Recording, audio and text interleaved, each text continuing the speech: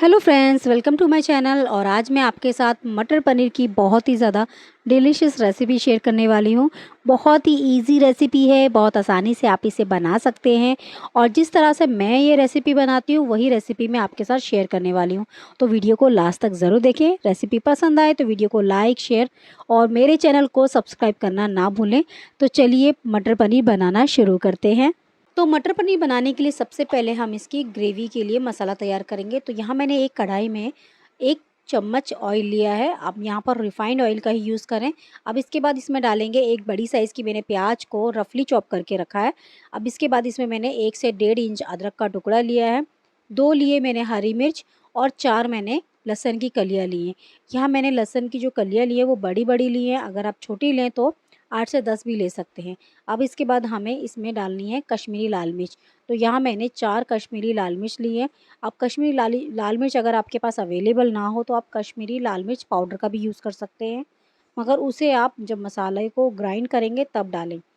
कश्मीरी लाल मिर्च से इस रेसिपी में कलर बहुत अच्छा आएगा, इसके लिए मैंने यहाँ कश्मीरी लाल मिर्च का यूज़ किया है।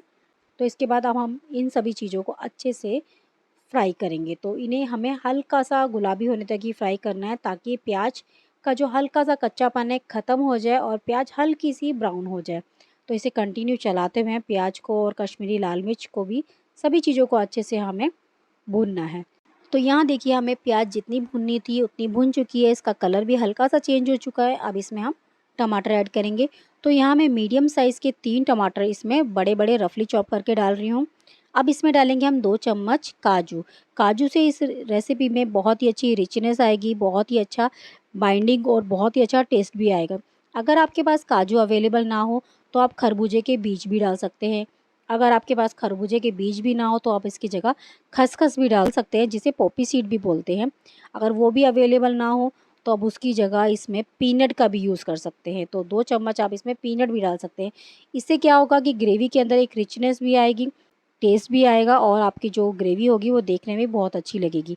तो बस अब इन सब चीज़ों को हमें अच्छे से भूनना है। तो थोड़ा-सा इसमें डालेंगे नमक, ताकि टमाटर अच्छे से गल जाए। अच्छे से मिक्स करेंगे और मिक्स करके हमें ढक कर करीबन इसे 6 से 7 मिनट के लिए लो फ्लेम पे ढककर हमें पकाना है, जब तक कि टमाटर अच्छे से सॉफ्ट ना हो जाए। आप चाहें तो इसमें थोड़ा-सा पानी भी ऐड कर सकते हैं। अगर आपका मसाला नीचे से लगता है तो आप इसमें थोड़ा पानी ऐड कर सकते हैं। मगर मैंने इसमें पानी नहीं डाला है, क्योंकि टमाटर भी अपना पानी छोड़ते हैं, इसलिए मैंने इसमें पानी ऐड नहीं किया है। अब इसे ढककर हमें 6 से 7 मिनट के लिए ऐसे ही लो फ्लेम पे पकाना है। बीच-बीच में चलाते रहिए। अगर आपको लगता है बीच में से ये जलने लगे तो आप बीच में से इसे एक बार चलाते रहिए। तो यहाँ देखिए टमाटर अच्छे से गल चुके हैं, सॉफ्ट हो चुके हैं और टमाटर में से काफ़ी ज़्यादा पानी रिड्यूस भी हो चुका है।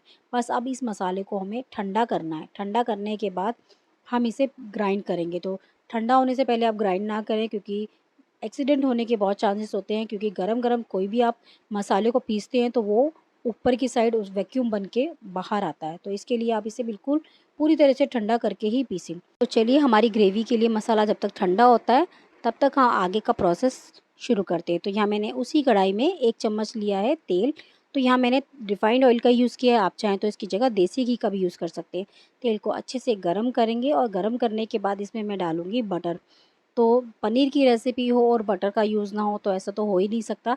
अगर आप बटर नहीं खाना पसंद करते तो आप बटर डालना स्किप कर सकते हैं। तो यहाँ मैंने 1 चम्मच बटर डाला है। बटर से बहुत ही अच्छा टेस्ट आता है पनीर की सब्ज़ी में, इसलिए मैंने थोड़ा इसमें बटर ऐड किया है। बटर को अच्छे से मेल्ट करेंगे। मेल्ट होने के बाद इसमें हम पनीर को हल्का-सा फ्राई करेंगे। तो यहाँ मैंने 300 ग्राम पनीर लिया है, जिसे मैंने डाइस में कट किया है। पनीर डाल के हमें इसको अच्छे से चलाते हुए मीडियम फ्लेम पे अच्छे से फ्राई करेंगे। तो हल्का-सा कलर चेंज होने तक फ्राई करेंगे। इस तरह से जो पनीर की सब्ज़ी बनती है और हल्का-सा फ्राई करते हैं तो ना और भी ज़्यादा टेस्ट आ जाता है। तो इसके लिए मैं जो मटर पनीर जब भी बनाती हूँ तो मैं इसी तरह से बनाती हूँ, ताकि पनीर भी अच्छे से फ्राई हो जाए और पनीर में टेस्ट भी डबल हो जाता है। अगर आप डायरेक्ट कच्चा पनीर डालते हैं तो उसमें वो मज़ा नहीं आता। आप इस तरह से एक बार बना के ज़रूर देखिएगा, बहुत ही ज़्यादा टेस्टी लगती है। तो यहाँ देखिए पनीर को हमें अच्छे से चलाते रहना है, कंटिन्यू चलाना है, चलाना बंद ना करें, क्योंकि नीचे से पनीर बहुत जल्दी चिपक जाता है। या तो फिर आप इसके लिए नॉन स्टिक पैन का यूज़ करें। मैंने यहाँ पर स्टील की कढ़ाई ली है, तो इसमें चिपकने के चांसेस ज़्यादा है। तो यहाँ पर देखिए पनीर को अलटते-पलटते हुए करीबन 2 मिनट हो चुके हैं और पनीर भी अच्छे से फ्राई हो चुका है। बस हल्का-सा कलर चेंज करना है, ज़्यादा ब्राउन नहीं करेंगे वरना ये बहुत ज़्यादा च्युइंग हो जाएगा। बहुत खिंचा-खिंचा पनीर बन के तैयार होगा और खाने में ये सॉफ्टनेस ख़त्म हो जाएगी। तो बस इतना ही हमें पनीर को फ्राई करना है। अब पनीर को हम निकाल लेते हैं। आप इस तरह से पनीर को फ्राई करके मटर पनीर की रेसिपी ज़रूर बनाएं, बहुत ही ज़्यादा टेस्टी बन के तैयार होगी। तो यहाँ देखिए हमने सारा पनीर निकाल लिया है और पनीर काफ़ी ज़्यादा अभी भी सॉफ्ट है। मैंने यहाँ पर गोवर्धन का पनीर यूज़ किया है। गोवर्धन का पनीर बहुत ही ज़्यादा सॉफ्ट और टेस्टी बनता है। तो यहाँ देखिए मैं दिखाती हूँ आपको कितना ज़्यादा सॉफ्ट है। इसको मैं दबा रही हूँ तो ये बिल्कुल बहुत ज़्यादा सॉफ्ट है। अभी तो गर्म है, ठंडा होने के बाद भी वैसे ही रहने वाला है। अब उसी कढ़ाई में मैंने 1 चम्मच फिर से तेल डाला है। तेल डालने के बाद इसमें मैंने 1 चम्मच बटर डाला है।